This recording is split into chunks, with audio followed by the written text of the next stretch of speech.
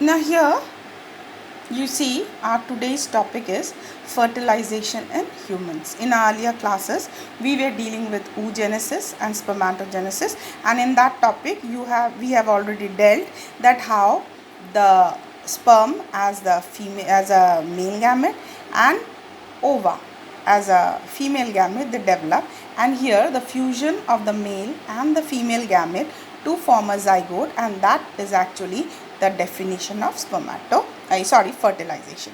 Now while we are dealing with fertilization, there are few vital steps that happens or changes that happens in the sperm as well as ova that makes the fertilization approachable. So before fertilization there are certain changes, morphological changes, physical changes that is happening in the starting phase in the sperm. So we call it as approach of sperm.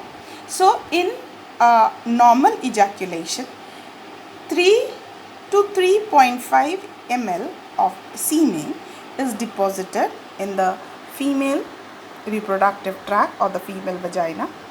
Now the count of sperm there is known as 200 to 300 million, and this 200 and to 300 million sperm they compete together, and only one single sperm fertilizes the ova. Why? Because there are two causes. Number one, there are few barriers that I'll come to it, and basically what I'll first be dealing with what is the process by which the semen that is deposited in the female vagina moves upward to the fallopian tube for fertilization. You see, the first is the tail of the sperm. Now this tail of the sperm that actually generates a lashing movement. You see, the tail generates a lashing movement that gives a forward propulsion. Now a chemical that is known as prostaglandin. A chemical that is known as prostaglandin also helps the sperm to migrate to the fallopian tube. That prostaglandin helps in the migration of sperm to the fallopian tube. In the third is the aspiratory movement. Now what is the aspiratory movement? Aspiratory movement is basically a suction movement. You see, a suction movement of the uterine wall that pulls up rather the sperm to the fallopian tube.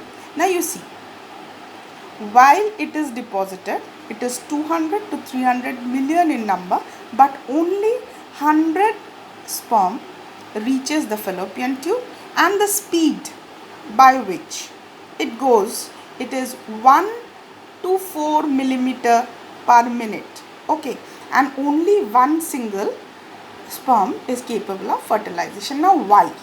Now first you see, they have got a few barriers. The endometrial wall. The endometrial wall, the lining of the uterus is actually, it is, if you see the figure in your book, you see it is not straight. It is corrugated. It is wavy. Okay. Now if it is wavy like this, it gives a physical barrier to the direct entry of the sperm to the fallopian tube. And in the second, the acidic pH. The acidic pH of the entire medium of the uterus is also sometimes does not permit the entry of the sperm. And third is phagocytes. There are so many phagocytes that engulfs the sperm from the entry to the fallopian tube. Okay, now this was a basic thing. Now the next topic is capacitation. What is capacitation? You see, capacitation is actually the sperm attains functional maturity. It attains a functional maturity within the female reproductive part. So that is known as capacitation. So this basic capacitation has been done by two basic methods. In the first method, it is the removal of the sterols and the glycoprotein from the acrosome. If you see the structure of the sperm, this is the acrosomal head, and here the glycoprotein and the sterol has to be removed from it. Why? Because this is responsible for dissolving this upper layer so that the spermatids that is inside the sperm can come out and fertilize with the ova.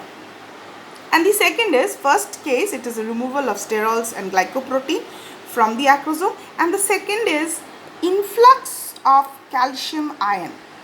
Influx of calcium ions means here entry of calcium ion is there, and this for this the activity within the sperm is increased. Okay, so these are the following changes that happens in the acrosomal head.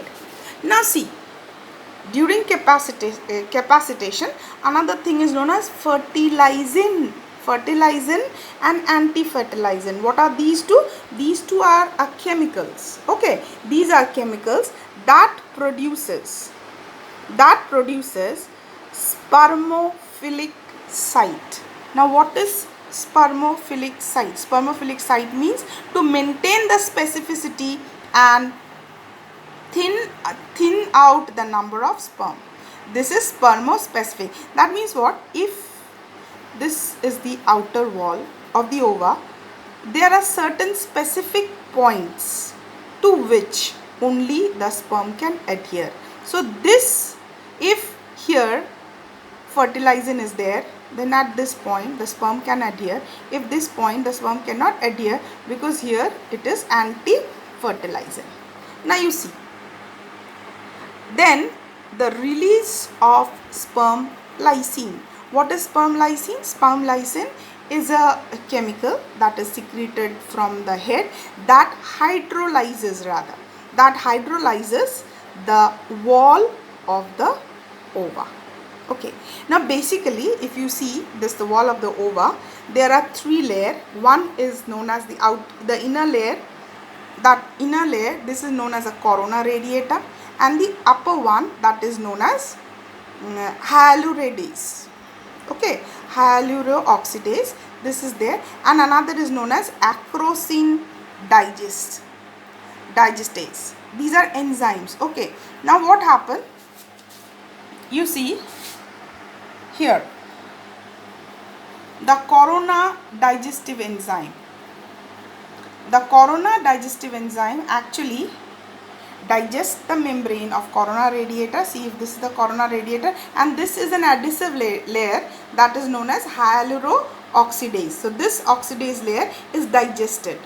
Okay, and this acrosine, what is acrosine? Acrosine is a chemical that is secreted, okay, that digests the zona pellucida. Zona pellucida is the innermost layer. Okay, this innermost layer that helps the entry of the sperm into the ova. Now while the entry is there, okay, a formation of a reception cone has to be there. This formation of the reception cone or the fertilization cone that happens at the animal pole. So you see, this is very important, formation of cone. Now here the head of the acrosome dissolves and the nucleic material has to come in, but at this point a connection is made, and when this connection is made, you see, in our earlier class when we were doing oogenesis, we knew that the secondary oocyte was in a suspended stage, and this triggers the secondary oocyte into meiosis II. Now when it triggers the secondary oocyte into meiosis II, it divides into egg and secondary polar body. Now this part we will be dealing later. Now just a recap of what we had started. Again we see, we were dealing with the approach of the sperm. That is very important before we are dealing with the fertilization. See, these are the few movements that helps the entry into the fallopian tube. See, the lashing movement of the tail, then the chemical that is known as prostaglandin that helps in the migration of the sperm, and then its aspiratory movement, that is a movement, that's a suction movement of the uterine wall. So 200 to 300 million gets reduced to 100 in the fallopian tube, and ultimately 1 fertilizes. Okay, Now the first step is capacitation. What is capacitation? During capacitation, the removal of sterol and glycoprotein from the acrosome head, and here influx of calcium. This is very important. And what are the changes that goes into the ova? Number one, the secretion of fertilizin and antifertilizin that are site specific. Then release of sperm lysine, which helps in the digestion of the corona layer, digesting the membrane of the corona layer, and hyalurooxidase, that is the adhesive layer, and goes into the zona pellucida. So what are the chemical releases? One whole corona digesting enzyme, hyalurooxidase, and then acrosine. Okay, acrosine, these things. And ultimately what it forms of the reception cone or the fertilization cone. Here it happens in the animal pore, that's fixing, and this complete fixing triggers the second phase of the secondary oocyte that undergo meiosis 2 and develops into egg and the secondary polar body, and the second part we'll be dealing in the next.